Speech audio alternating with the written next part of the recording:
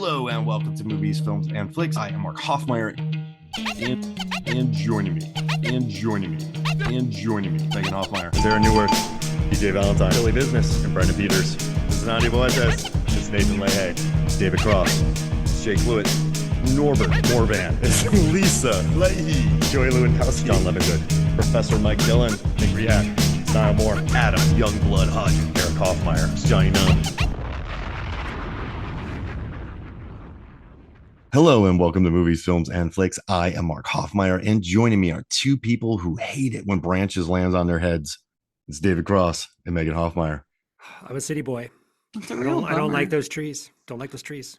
You know, whenever I walk through, I'm always worried about tree branches as it is. Yes, in the city. Yeah. Just walking down the street. Well, we have a nice park, and when it gets windy, I just look up, and there's this tree branch. I almost got crushed once by falling ice, so I just worry about things landing close to me. I mean, to be fair, there's a branch in a tree in our neighborhood that's been hanging for, I don't know, a couple of weeks now. It's going to fall on somebody at some point. Yeah, it's waiting.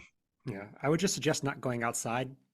Yeah, well, that's just fair. outside. I mean, there's no qualifier. Just don't go outside. What are you more worried about landing on your head, David? A bowl of Cincinnati chili or a tree branch?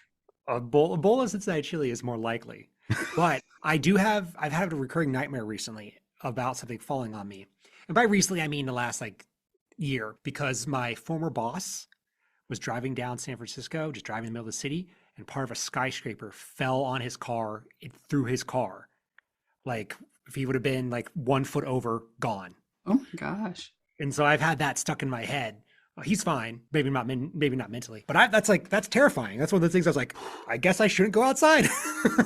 Just stay inside. Yeah, exactly. That's it. That's our advice. And watch movies. Yeah, watch movies. Watch the Best Picture nominees. And we're doing it. So David, Megan, we're back at it. This is probably our 6th or 7th or 8th year doing this. David Cross here is the former host of the Award Wieners movie review podcast, where they paired a Best Picture winner with a hot dog. And so since then, he and I have just talked Oscars for years. Such a great name. And Megan has just been stuck watching all of them. Not stuck, but you've had to watch them all with me because I want to watch them. No, I have the privilege of watching them because you get access to them. That's true. But you could also be stuck. But it's okay. There are years that it feels interminable. It happens. This year was pretty good. I've watched almost all of them twice. I haven't watched Sentimental Value twice. I love it. I feel like it's one of the most emotionally mature movies ever made. I just haven't watched it again. Hamnet. It's fine. And then, yes, A Secret Agent. I don't think I've watched that twice. So I've watched 7 of them twice. Well, that's pretty good. Yeah, it's not bad. But I've watched all 10. I've watched 7 of them twice. And I have a game for us. So the 10 films that are nominated for the 2026 Academy Awards Best Picture are One Battle After Another, Sinners, Hamnet, Sentimental Value, The Secret Agent, Train Dreams, Frankenstein, Marty Supreme, Begonia, and F1. Here's what we're going to do. We're going to drop 2, add 2. Add to. But this is the plan. I'm going to start, then David's going to go, then Megan's going to go. I don't know why that. If you guys are unhappy, we can switch the order around. It doesn't matter. Last. So, but here's the thing. If I drop 2 and you go, David, and I dropped one of your favorites, you can add it back in. Ooh. All right. Okay. And if I add one and you don't like it, you can drop it. All right. Yeah. So I'll start, then David, and then Megan. So we drop 2 and then we add 2. Are you going to write this down so I can keep track of it? That'd be a good idea. Here. Okay. Write things down, David. What is this professional podcast? Okay. It's like I'm at work or something. Okay. I'm going to drop Begonia and I'm going to drop Frankenstein. It's a remake and it's Frankenstein. They look good. They perform great. I just don't need them. And what I'm going to add is I'm going to add my favorite movie of 2025, and which is what, Meg? Ephus. Ephus. I'm going to add Ephus. The baseball movie. And I'm going to add the movie and soundtrack we listened to the most by about 30 times, which is K-pop Demon Hunters. It's way more than that. I have watched this movie with Mallory and Megan. So we went to the sing-along twice. My Spotify Wrapped is blowing up on it. So listen, it deserves it. The songs are great. The animation's great. I love the K-pop. I've watched it so many times. So I'm going my favorite movie and the movie I've watched the most. So I dropped Begonia and Frankenstein, and I added Ephus and K-pop Demon Hunters. And now it's your turn, David. You Those are could drop pretty good. both. You could drop what I added and No, no, no, add no, what I no. dropped. I think K-pop Demon Hunter is honestly the movie of the year. It's just Yeah. that Oh it's yeah. it's a animated movie, so it can't be nominated for Best Picture. Wait, Okay, wasn't so wasn't Toy Story 2 and 4? Toy, And then Beauty and the Beast was nominated. yeah, but they changed the rules, I believe. I don't care. I'm doing it. They're Yeah. just straight hating. This is the Hofskers. Oh my gosh. Okay, so I'm actually gonna get rid of Secret Agent because I hate that movie with a fiery passion. Oh my gosh, I did not really connect with it either. Okay, I took me five tries to watch it. 5 tries. It took me a 6-hour plane ride to get through. Yeah. It's only a 3.5-hour movie. So I'm gonna add the Wedding Banquet. Oh, I love that one. Yeah, Good remake. yeah. Hey, so it's I dropped a remake and you added a remake. I like it. yeah, and let me see here. And they have What some el- good Excel spreadsheet gags in there that I like a lot. And I'm going to add Deathstalker and remove F1. Oh man. Also a Death remake. Stalker was so much fun, by the way. Yeah, fantastic. Like anything that director puts out, I'm gonna go see. Okay, Meg. Now it's up to you. You got Begonia, Frankenstein, Secret Agent, F1 have been dropped. I mean, I can't even argue with Death Stalker because it's so much Isn't it fun. great? Yeah. Yes, it's so good.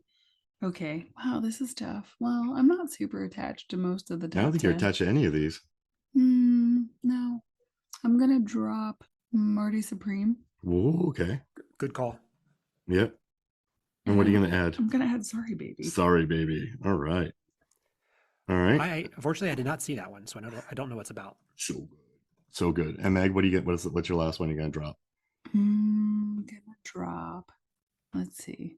This is tough. Hmm? We We don't really love any of these. I'll drop Hamnet Okay. and add Black Bag. Ooh. I just love that movie. So F1 is off the table. I would have added that back in. I would too, but this gives me a chance to add. Like F1 is nominated for several other things. No, that's fair. Okay, so here's our Hofskers. Ephus, K-pop Demon Hunters, Wedding Banquet, Deathstalker, Sorry Baby, Black Bag, One Battle After Another, Sinners, Sentimental Value, and Train Dreams. I feel much better about this list. I do not. I would have dropped Train Dreams so hard and Okay. kept Hamnet. Okay, that's fair. Okay, let's go through and do one more. No. This is our list. This is part of the fun, having your stuff kicked away. We could do it. I mean, we could do it. Listen, I'm not going to argue with dropping Train Dreams. I like. No, y'all. 2 against We're 1. keeping that. All right. Here's my story about Train Dreams.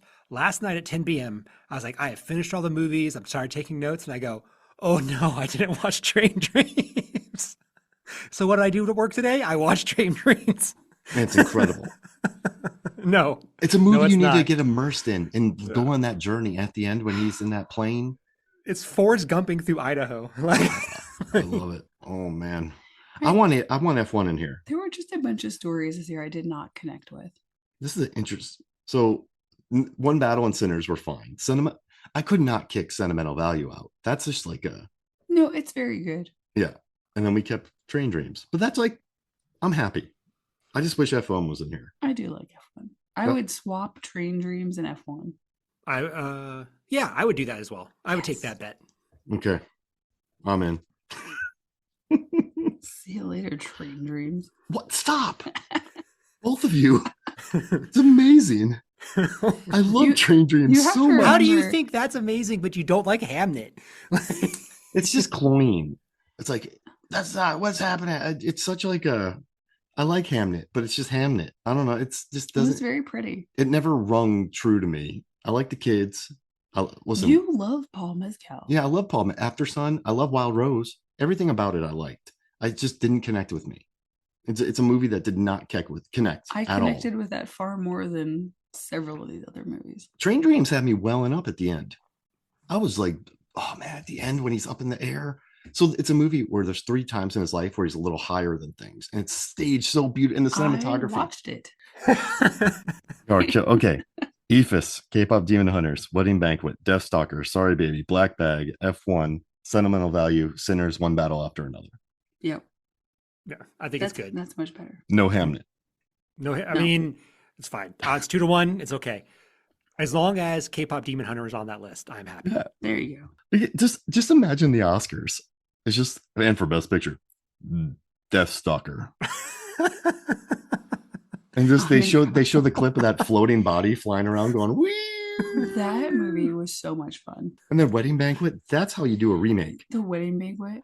Ha, I got you. My anxiety is generalized. Yeah, you know what's nice about the Wedding Banquet remake is that it works as a companion piece to the original. It's not a shot for shot remake.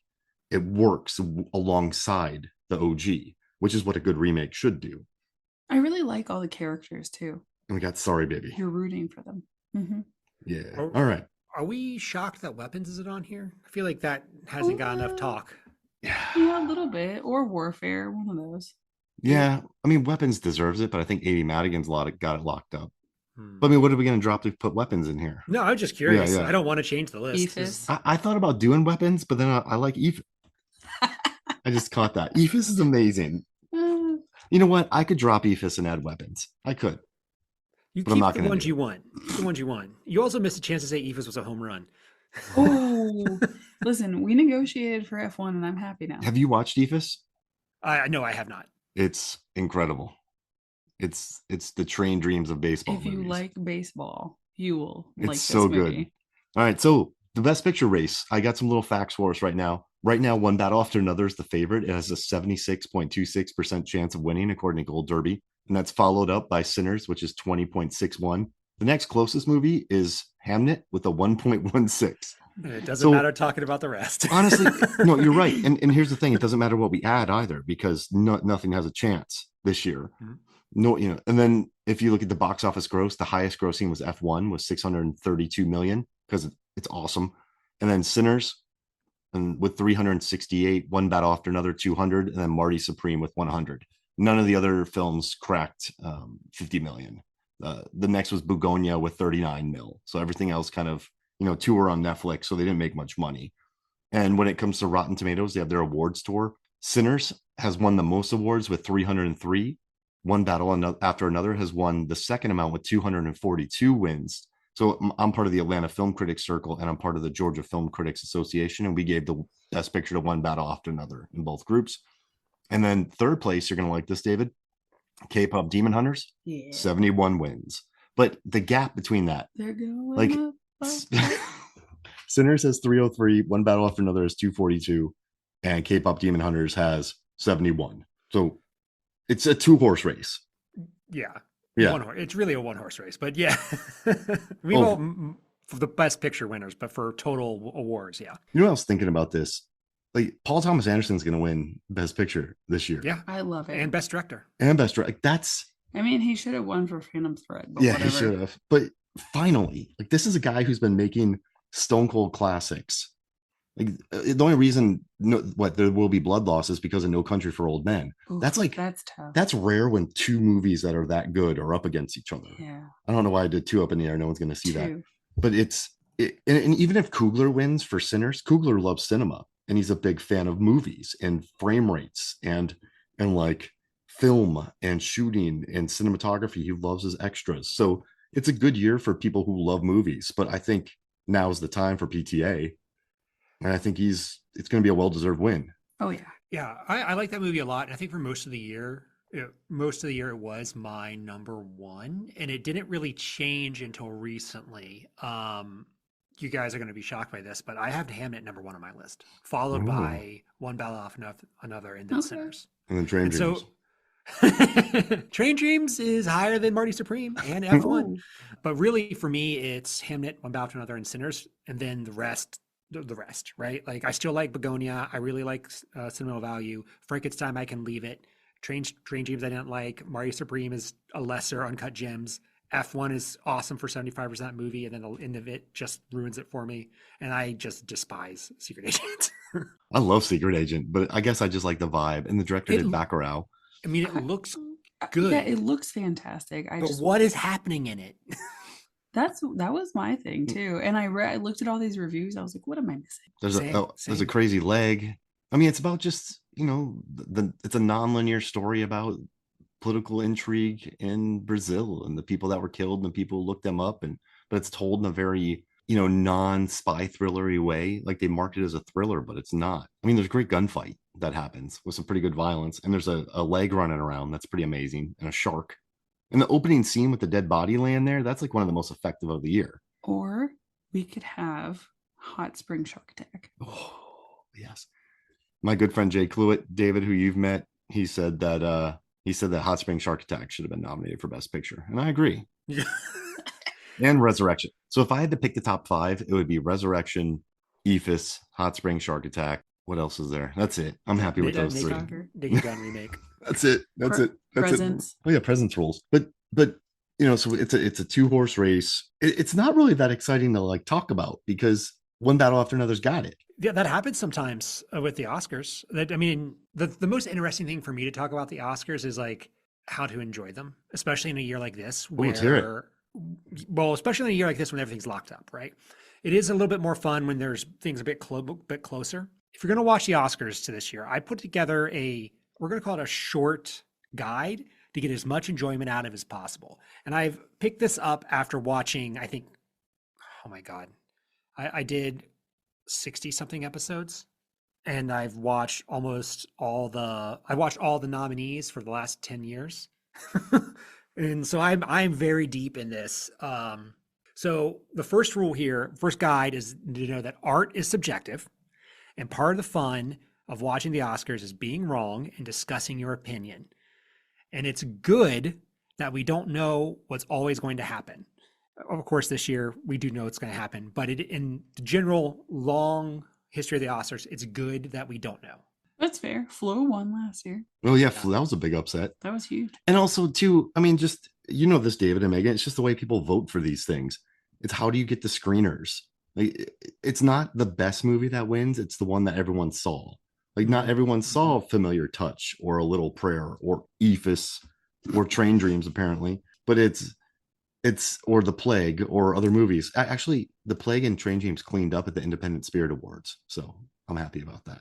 They know what's up. But but the reason these movies are nominated because a lot of eyes got on them, and also like Hamnet coming out of Toronto, everyone's like it's a Best Picture front runner. It's like, how do you establish that narrative? So once you learn about that, it's more relaxing because you're like, this should have been nominated, that should have been nominated. Well, no, that's the game. Like, they don't fight each other to get in. It's momentum and it's word of mouth and it's marketing and it's the awards push. Yeah. Number 2 is a variation of the Mark Hofmeyer rule.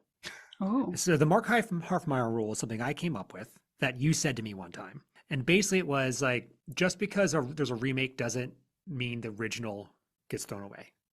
I mean, basically it's the idea of you can go back, you can love an original if there's a remake. Yeah. Mm-hmm. So That's fair. I've taken the variation of this, which is if your movie doesn't win, that's okay. You can still love that movie.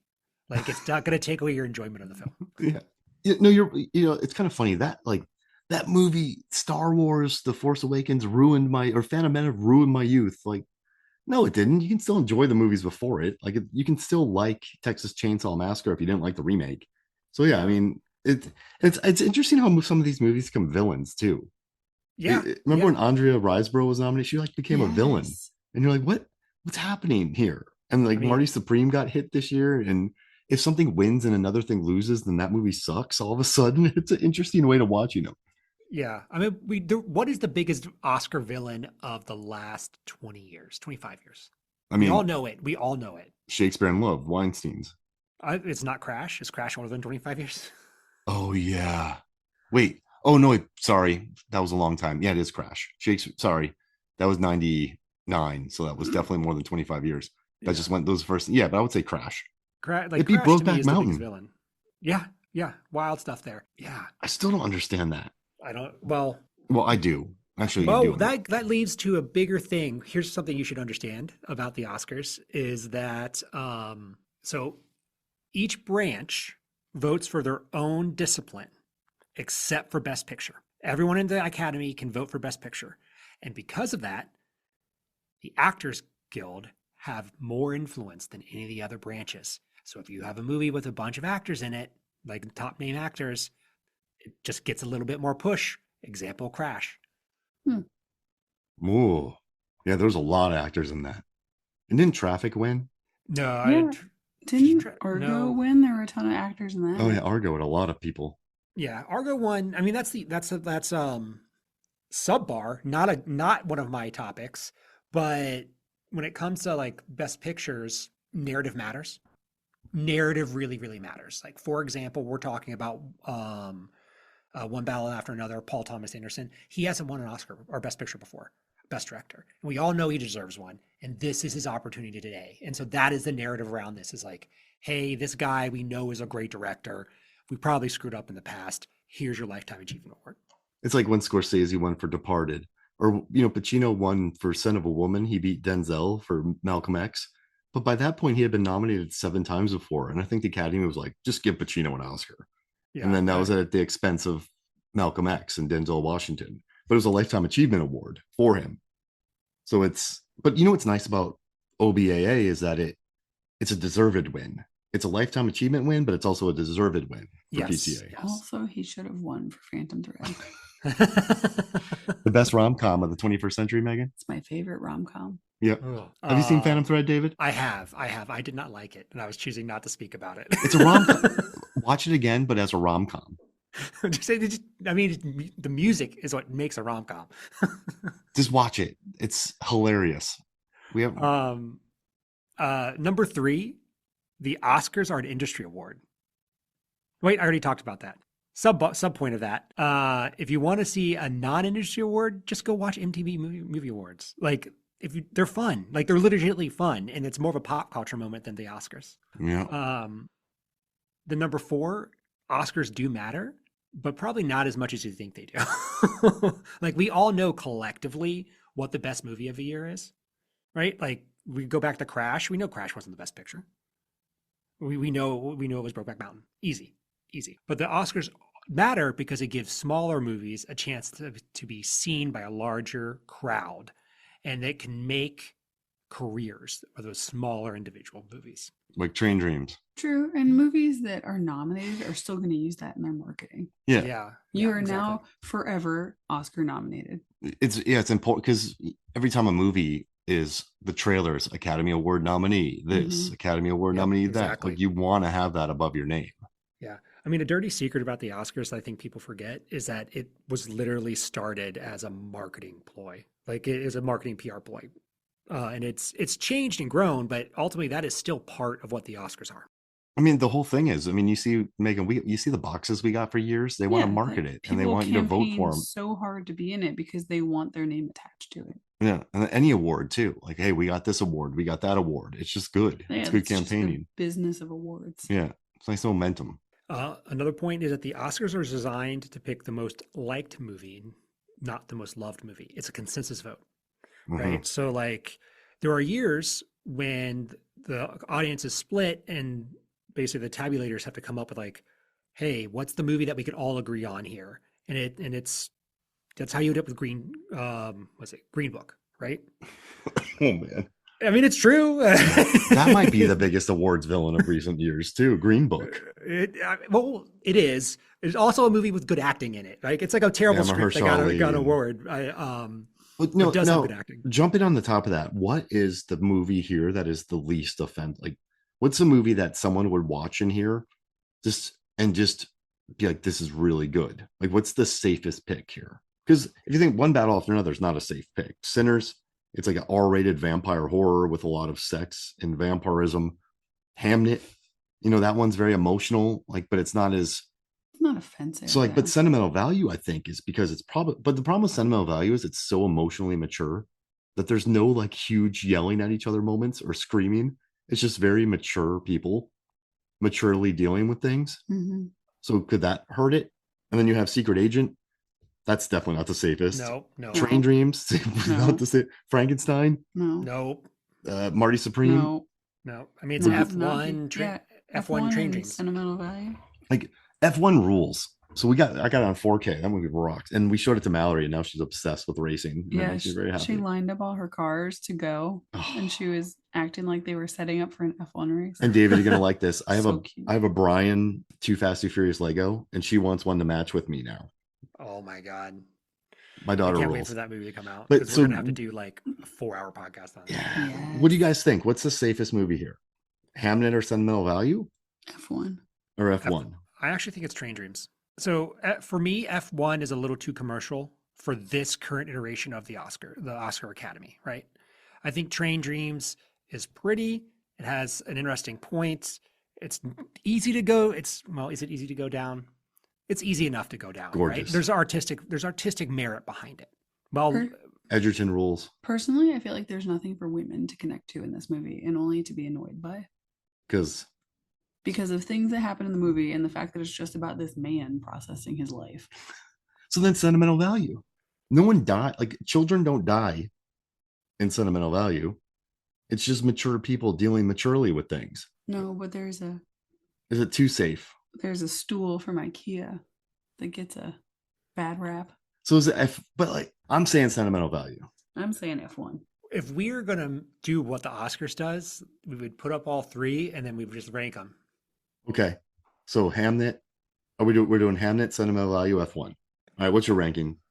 So Hamnet, Okay. sentimental value. Yeah. And F1. Meg, what's your ranking? F1, Yeah. sentimental value, Hamnet. Okay. David. Oh, I did mine already. Oh, where'd You have to do you just wrote his down. what? Yeah. Oh, Hamnet, sentimental value, and F1. Yeah. Oh, okay. I'm gonna do sentimental value. No, that was my pick. That's just funny. And then F1, and then Ham. So then we have 1, 7. We have 2, 4, 5, and then we have 3, 4, 6. So it's sentimental value, F1, then Hamnet, according to our rankings. Yeah. So cinema, like if we're doing the consensus vote, sentimental value is the best pick for the Academy if they want to go. I changed Safe. my ranking then. I mean, that's an example of what happens. Like, it's not the most loved movie, but it's the most liked movie. Listen, This is why Ford versus Ferrari didn't win. how Because it was beloved. I have a question. Have you guys watched a more emotionally intelligent movie than Sentimental Value in recent years? In recent years, no. It's Not a movie, but a recent TV show is quite emotionally mature. Heated Rivalry. Yes. Interesting, but no, I think this then that Renat Rinsev, like from Worst Person in the World, A Different Man, she's incredible in it. Stellan Skateboard's incredible. The sister's great. Fanning's great. I liked her better in Badlands, but everyone, it's just so, I don't know. That's my it's off topic, but I wanted to figure out what was the safest of them. But that's why it's at number 4. It's probably going to win Best International because people Yeah. are bummed that it's not going to win Best Picture, and it's probably not going to win any acting award, so it's going to get international, Oh. which is fair. Yeah. I think. I'm pulling up last year's movies. What about Past Lives? That was pretty emotionally mature. That was really good. Yeah. That's very Don't get me started on that. I love that movie. But it actually has more emotion in it than Sentimental Value does. Yeah, that's more emotion than Sentimental Value. Yeah. Well, it's because it's not European. So What? it's like I mean- it's like a really emotionally intelligent Norwegian film where people just deal with things in non-melodramatic ways. But in Yeah. Past Lives, you have, she breaks down crying with her husband. Her husband's really understanding. They break up, they get apart. They, you know what I mean? Like there's a longing there, Yeah. So I that- think it's easier to connect to that. and there's not a love story in Sentimental Value. But Past what Lives, about Touch? That was very emotional. that was really good. Yeah, that was very emotional. But like okay, I don't want to do another ranking. But Past Lives, man, that movie rocks. I put that up on all my number ones. That's It's really good. It's really, really good. that movie, The Materialist. I don't think I like it, but I like the idea of it. Like, that movie is committed to its bit, and I appreciate that. If that makes sense. Yes, it picked a tone and it stuck to it. I don't like the tone, but it did it. It's confident. Sure. It's committed. I don't know about confident. So what else David? What else you? Oh, the rest of your list. I'm sorry. What do you got? Oh, we've gone off way afield. I can't remember how many I've talked about. We're Let at me 4. Yeah, something like that. Okay. I've talked about everything on my list, just not in order. Okay, what's 5? What's 5? Consensus vote. Yep. Then 6 is the Actors Guild, is the largest in the Academy. There are 2 types of awards, Lifetime Achievement Award and then current, like what actually happened in the movie. Number 8, actually, or 7, embrace the cringe. Okay, enjoy it. Like like this. you are gonna laugh at rich people. Just laugh at them. That's part of the fun. Like it's rich people trying to pretend that they're normal. Oh, Like I can't watch the Oscar. I don't watch the Oscars, David. because I hate when they make their speeches or the banter. I do love to watch the musical performances later on YouTube. Mhm. I just, David, I can't do it. Like, I know you, I guess if you can lean into the cringe, That's but like, I can't, I get embarrassed. I just can't do it. I just can't. I just update it. I just scroll until I get the new updated thing. And then if there's a good speech, I watch it. But I like that idea because sometimes the stuff they say you just have to laugh at. At first, I was like, "Oh, is David talking about Triangle Sadness?" No, he was talking about the actual Oscars. It's a TV show, but that is why you like Triangle Sadness because it's so cringy and you can Yeah. laugh at it. Just, oh, hey, that's funny. These cinematographers, they have cameras. Yes, they do. What did they do with the cameras? They turned them on. Oh, they turn cameras on? You're an actor. How do you not know that? Okay, and the nominees are like Yeah, but remember, for like every cringe moment, there is a moment for like a smaller actor. I use that in quotation marks, like a lesser known actor who's like up there talking with their heart, and that's why you watch for those moments, and then you just accept the cringe that goes with it. Like when Michelle Yeoh won, that was great. there's good moments. Like Chase Infinity would have been cool if she was nominated. All right, I got something for you guys. This is different, but I've been on the Facebook Movie Sons of Flicks Facebook page. I've been doing a lot of pick twos. I have it's like 100 of them made every day. People pick believe two of a me, list. I'm aware. Which two would you guys pick out of these? Like which, if Out you had of- in the out 10, of the which one two would that's- you take, David? I would take just pick two. There's no qualifier for it. No, yeah, I think I would take One Battle After Another and Sinners. I know Hamlet's my favorite, but I can watch those two movies on repeat if I had to. Yeah, it's really good, but it's quite emotionally taxing. yeah. Yes, yes. I would take F1 and One Battle After Another. You know what's funny? I went into this podcast thinking, I don't know about this list of 10. It's not the best, but I'm feeling very committed to these two the more we talk about it. Well, the movie we're gonna watch the most is F1 Yes. because it's just Because we own it At- as a steelbook. when I play Mario Kart now and I'm doing really good, I'm just like he's flying. That's what I think about that speech at the end. And I think Brad Pitt utilizes every single ounce of his star power in that movie. So I'm going to go F1 and One Battle After Another. The ones. I'm going with the ones. Is it the most Brad Pitt role? You know, he eats. But listen, watching this, I saw it. And the one thought that came to my mind was this man is using decades of charisma and star power. And he's just like funneled it into like a charisma tornado. And he's like perfect in it. And like Dancing Idris, like he's really good in like oh man, what was that show that he had? That was really good. I can't think of it. John Singleton started it up. Like I like him a lot in it. I like Tobias Menzies and his like weird style in it. I mean, oh man, Meg F1. It looks Snowfall? Yeah, Snowfall. Like he's in that great show. Javier Bardem looks great. Carrie Condon, always likable. So fabulous. And there's that great scene where he's like, don't be hard on yourself. Enough people are. Like there's wisdom to be had in that. So yeah, I'm gonna go with F1 and One Battle After Another. Yeah. What do you I mean, yeah, I'm just skipping over it. It's like, oh, here's my thing with F1, okay? 75% of that movie is rad. But the end just does not do it for me, and neither does the love scene, because it just feels like it's the producers trying to hit multiple audiences in the script. And it made 632 million, so they definitely they did. That doesn't mean it deserves an award. The award is money. Yeah. But like Condon's so good and Brad Pitt are so good that never bothered me. And then like Javier Bardem comes in just looking great. When I was watching that movie, I had a realization. I love racing movies. I love them. I love them. I love them. If you give me a racing movie, I'm going to sit down. I'm going to enjoy the entire thing. And I don't mean Fast and Furious.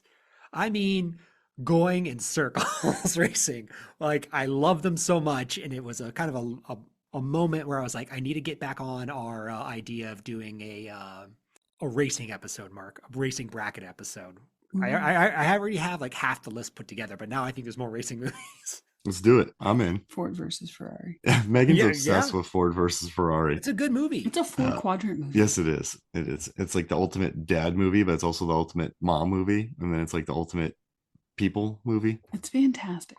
Now, there's a few other movies we haven't given a lot of attention to. One of them's Bugonia, which, I mean, I mean, maybe there's a reason we haven't given them attention. it's a remake, and not many people have seen it, but I knew about it, and so Wait, watching it, Begonia is a remake? yeah, I did not know yeah, that. Save the Green Planet, and they gender swapped. It's a man instead of Emma Stone. It's like a male character played Emma Stone's character, but the shaving the head, the assistant, the world, the end. It's quite it's not like a totally loyal adaptation. Like Del Toro's Frankenstein is loyal, but it also introduces Christoph Waltz other elements, so it's loyal up until a point. But like Bugonia, I guess the problem for me is I've seen it. It's the same thing. So here's the thing. I was just on a flight and I was on the aisle seat and the person like cornered, up one and over one was watching it and I couldn't hear anything. And I think it was better that way. As a silent film. Emma Stone's incredible. Jesse Plemons is She's great. really good. Like they're really good actors, but it's just a movie that just didn't. I'd been there, done that. It's also kind of predictable. Yeah, I don't know. What do you think, David? Well, as someone who hadn't seen the original, I thought it was pretty original. Yeah, I mean, I dug it actually. That's in my list. That's a dividing line. Like I would say, watch all those, and then below that, it's like get to it if you want to. And then, but knowing it's a remake really changes my mind on it. Like honestly, it is a good movie still, but yeah, but does it belong up here? I don't think so. As a remake. I don't. You know what the remake should be? It should be The Wedding Banquet. Yeah, it's lazy. I think that it's lazy. It's just, it's Yorgos, it's Emma, it's Jesse. He can do so much and more. They're all like Emma Stone is great in it, right? She holds the screen like none other. No, she's really fantastic. And like they talk about like the passion of Joan of Arc and like the shots like that, and it's well made, it's well shot, but it's just. I mean, probably no one's seen an obscure South Korean film that it's based on, so they just gave it to it. But I felt like there's other more deserving movies, and that's why I dropped it. And I dropped Frankenstein because when I walked out of Frankenstein, I was like, I just saw another Frankenstein. It was luscious, it was gorgeous, it looked great, but they're on this boat and they're talking a story for 18 hours to this boat captain, and then Frankenstein shows up, and Frankenstein's like, "Well, let me tell you my story," and the captain's like, "All right." Yeah, I'm a hot Frankenstein. Like yeah, but the Academy just loves anything Guillermo del Toro does. Yeah, that's the way it is. That Pinocchio remake, come on. And then Shape of Water. We get it, guys. I like People Shape of are Water. the villain. But no, but they love him. But also like, in Frankenstein, there's a line where he's like, "Humans are the bad guys. We know." And he says it in Frankenstein. You humans are evil, and you're like, oh. Well, same with Begonia. That's like, I don't want to like spoil the movie, but And listen, I don't want to hate on it. I think Frankenstein is. It looks great. Jacob Elordi is really tall. Yeah. I kind of think, the Frankenstein is not, like you said, a complete loyal adaptation. And what they do change, I think, is significant enough to change the meaning of the film. So that's why it's lower on my list. And I also found it boring. And Oscar Isaac's like a miscast in that role completely. Way over the top. He's trying to be Mick Jagger. They should have put that crazy Dracula love story on here instead, because he went for something. Yeah, Luc Besson's Dracula. Luc Besson I haven't got a chance to see it. I really want to. Oh God, it's so funny. This doesn't wreck anything, but he doesn't like Dracula, and he doesn't like horror. He was just working with Caleb Landry Jones. He's like, well, it'd be a good vehicle for him. You know what? He'd be good as Dracula. And so he made a Dracula movie that he hates Dracula and he hates horror.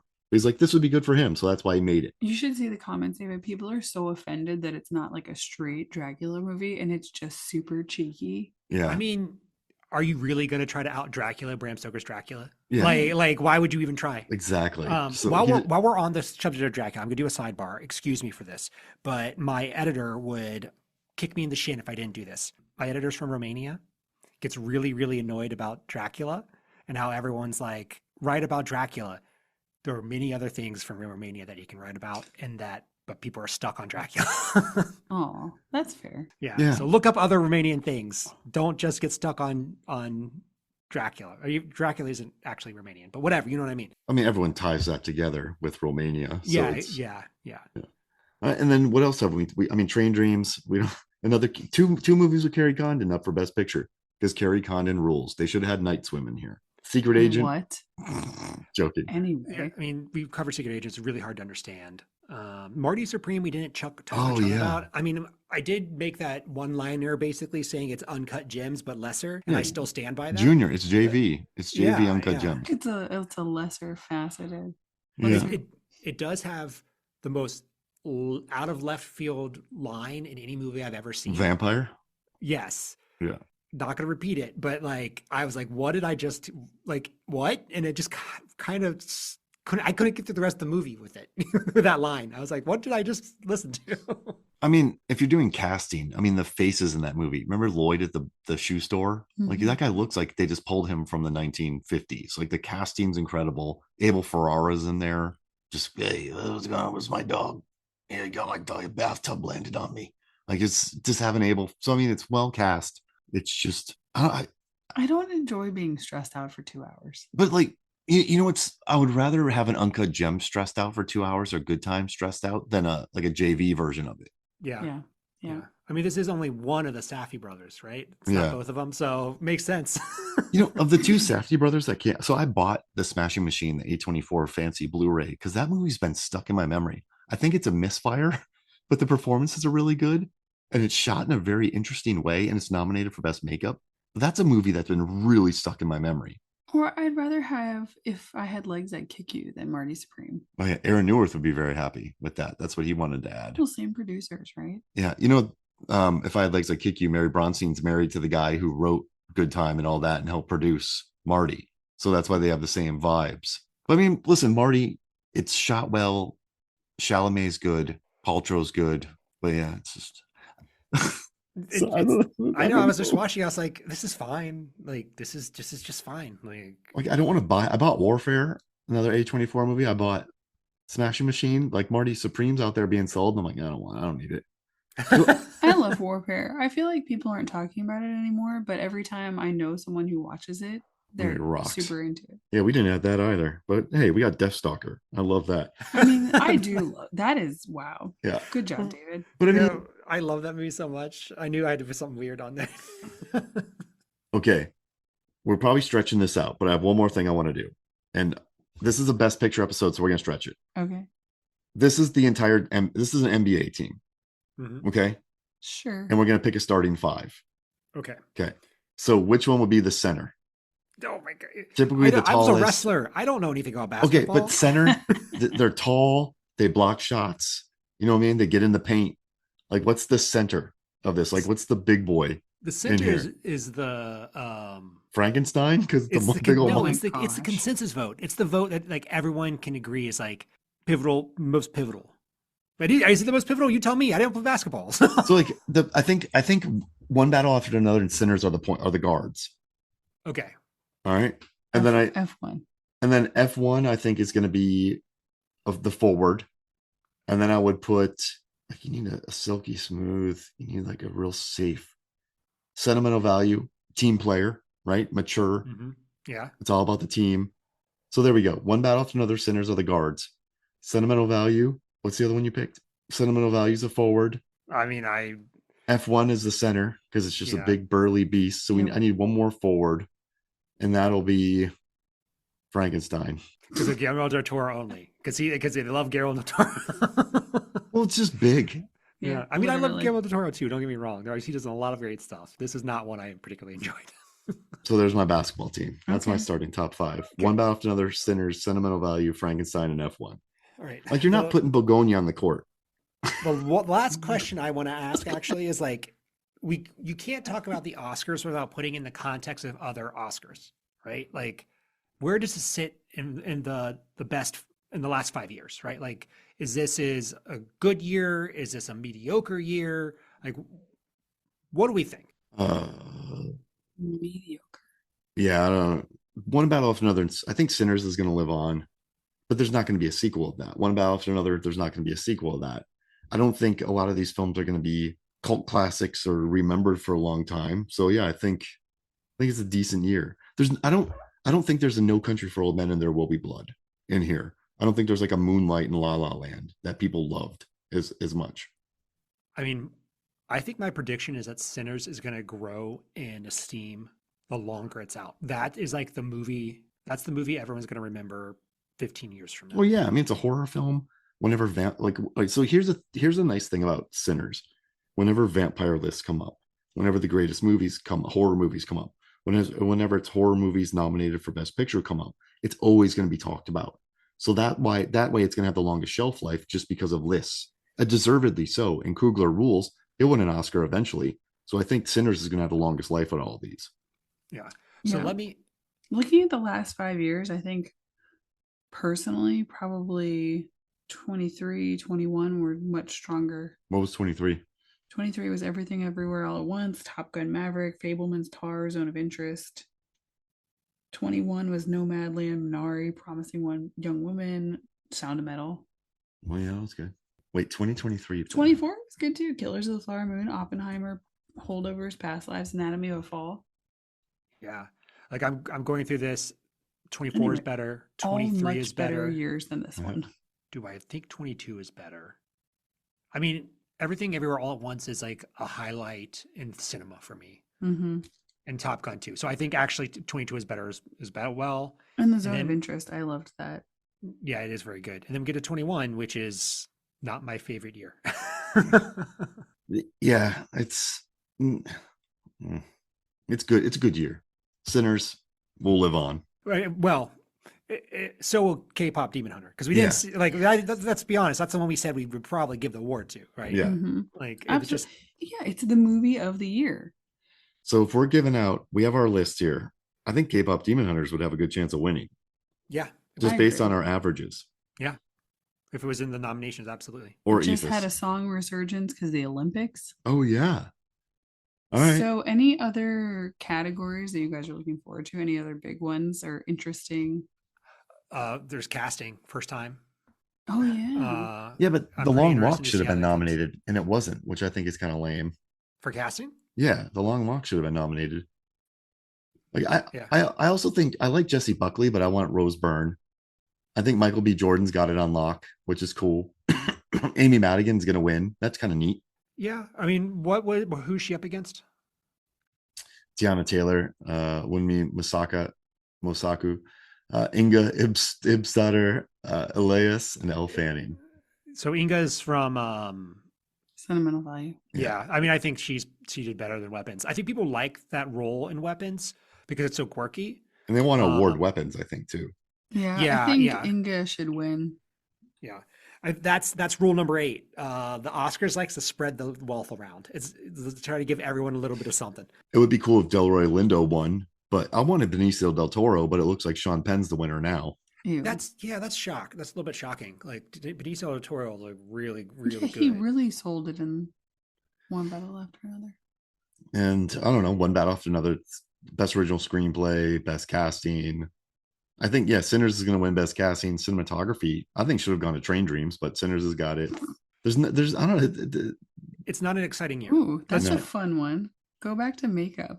Ugly Stepsister is in there. Oh, yeah. Also, if I think the best category here is best makeup and hairstyling because Smashing Machine and Ugly Stepsister. I mean, Ugly Stepsister would be a real good pick over the other ones. Oh, man. And K-pop Demon Hunter is going to win. F1 needs to win sound. Avatar needs to win visual effects. What were the odds for Flow winning last year? I don't know. I'm not sure. But I mean, K-pop needs to win best. It better. The one thing about documentaries, Perfect Neighbor, I'm not that big a fan of. I like the Alabama Solution. That one's really good. So yeah, I mean, I don't know. So, oh wait, so I was right. Sentimental Value is a 72% favorite, supposed to win. Oh man, we didn't talk about Surratt being nominated for Best Picture. Oh, Hmm. I stand by our choices. Have you watched Surratt, David? No, I have not. Don't read anything about Yeah, it. don't read anything about it. Don't read anything. Just if you're gonna watch it, just watch it. 'Cause Yeah. it's a fun surprise. Yeah. Well, I mean, I trust you because you told me to go see. Oh my No other God, choice? Barbarian. You're like, go Oh, see yeah. Barbarian. Oh, Don't look at yeah. anything. Just go see it. And I did that very day, and it was amazing. Surratt. Don't read it. Just stay away. Don't Okay. even search for it. Don't put it in your anything. And Well- you can trust this because I watched it and I like it, and it's not The Secret Agent. I Mark feel tried to bad. convince I mean, me to I like feel it. bad talking about how much I dislike that movie. It just so I think it looks great. I think it's a well done movie. I just don't connect with the story in any way. Yeah, I agree. Oh wait. I mean, Oh, All the Empty Rooms. That's supposed to win. One of my coworkers shot one of the movies nominated for best documentary short. I forget which one it is. Maybe Children No More. But yeah, that's about it. I got nothing else. What do you got, Meg? Who's performing? What do you think that's gonna look like? Only a couple people are. Oh, that's lame. I mean, they better do Golden. They Oh, better. they're gonna have to. I mean, oh, here we go, David. Which is the better song? What It Sounds Like or Golden? Oh, I love What It Sounds Like. Yeah, I mean, I do It's such too. it's such a power ballad. You know what's a sleeper good song is Soda Pop because it's meant to be a generic K-pop song like Get out of here. smooth like butter. You know, We're not Saja Boys fans. no, but We're Huntrix fans. they wrote a perfect Kill Saja. disposable pop song, and that's hard. So disposable that I don't remember it. Mallory does the little arm dance. Mallory starts going like this with her shoulders. So yeah, it's amazing. We go shoulders and she does it. But yeah, so that was our episode, David. Thank you for joining us. Thank you for having me. This is always fun. The one last thing I would say that I felt like this year was really hard to get through. It was just a lot of heavy stuff from A to B with these movies. And that is, if you're going to watch the Oscars, that's probably the mode you're going to be in for 20 years of it. It's just always really heavy stuff. Okay. Yeah, it wasn't a lot of upbeat fun. I'm glad that I was able to watch several of these on planes to pass the time. So you guys want to hear the movies, films, and flicks official Best Picture list? Yes. Sure. One battle after another. Sinners, Ephus, K-pop Demon Hunters, Wedding Banquet, Death Stalker, Sorry Baby, Black Bag, F1, Sentimental Value. And we've chosen K-pop Demon Hunters as the winner. Yep. Yes. Well, are you going to put it up to vote? Yeah, I'll put it up on the page and I'll have people vote. I kind of want to put Surratt in here now, but I don't want to get rid of my guy Ephus. Surratt, y'all. That movie's going to become a cult classic. Why don't you take whatever wins and put up against Surratt? Well, Ooh. y'all, Surratt. Okay. All right. So from David, where can people find you, man? And tell us about your books. Yeah. I've been on this podcast as a couple different names. So I'm David Cross, but I write under David Course.